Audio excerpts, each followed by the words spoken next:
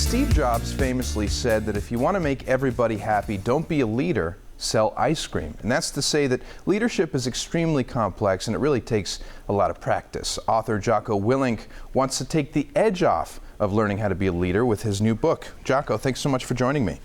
Thanks for having me on. Appreciate it. So what does strong leadership, in your view, look like in America today? This is one of those things that's a little bit counterintuitive, because when people think of strong leadership, they think of somebody that's bold and standing up and banging their fists, when actually that's not strong leadership. Strong leadership is actually seen most clearly in someone that's humble, someone that listens to other people, someone that takes advice, someone that actually has the humility to admit when they're wrong and they need to change their course. So really, strong leadership looks like someone that's humble. And you say humility really is at the top of the list of most important qualities of a leader. And of course, our personal lives really dictate how our professional lives go too. So what are some strong habits that strong leaders exhibit in their personal lives?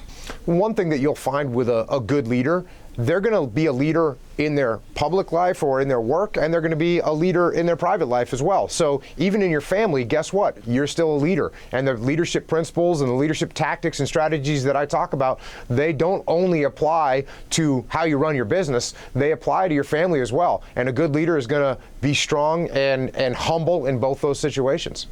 And you talk about something too in your book, and you know, in giving advice to people about something called decentralized command. What is that, and why is it so important that leaders do that when they lead? So what decentralized command means is that everybody leads.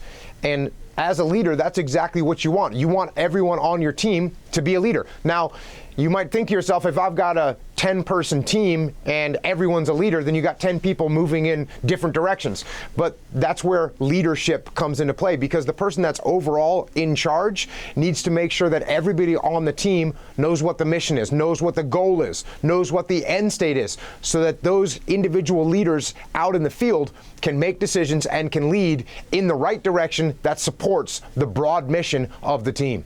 Well, and obviously you draw a lot on your military experience when you give advice like this, and I imagine it really has proven effective for many leaders to sort of see it that way. And so really quickly, who should read your book? Who's the right person to pick it up?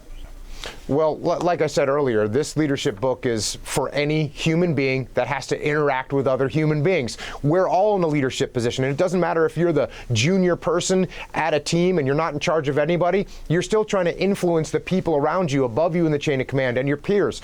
If you're in a family, you got to lead that family. And so really this book is meant for anybody, because we're all leaders.